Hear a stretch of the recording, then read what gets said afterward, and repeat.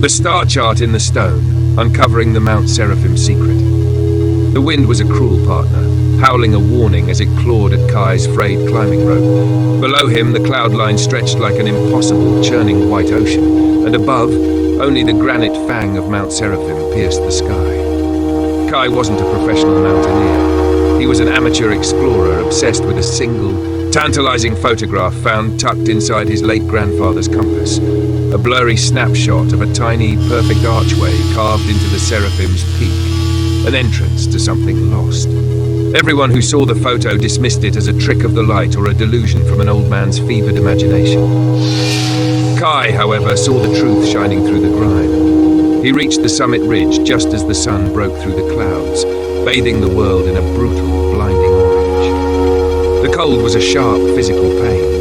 He searched the jagged rocks until his gloved fingers brushed against something unnaturally smooth. It was the archway from the photograph, almost completely obscured by ice and rockfall. He spent the next 3 hours with a small pick, chipping away until the passage was wide enough to squeeze through.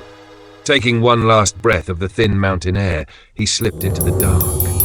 The tunnel was a jarring change. Suddenly quiet, the air thick and warm, smelling faintly of ozone and old dust.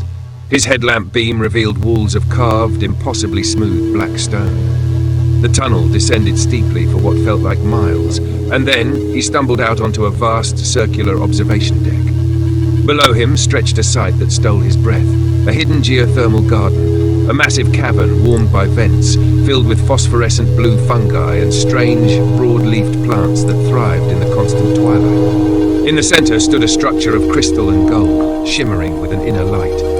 It was an impossible secret world built deep inside the mountain. As Kai stepped closer to the crystal structure, a deep, resonant hum filled the air. He wasn't alone. Lying on a stone pedestal, carefully preserved, was a single, leather-bound book. The cover was etched with celestial maps that shifted and pulsed.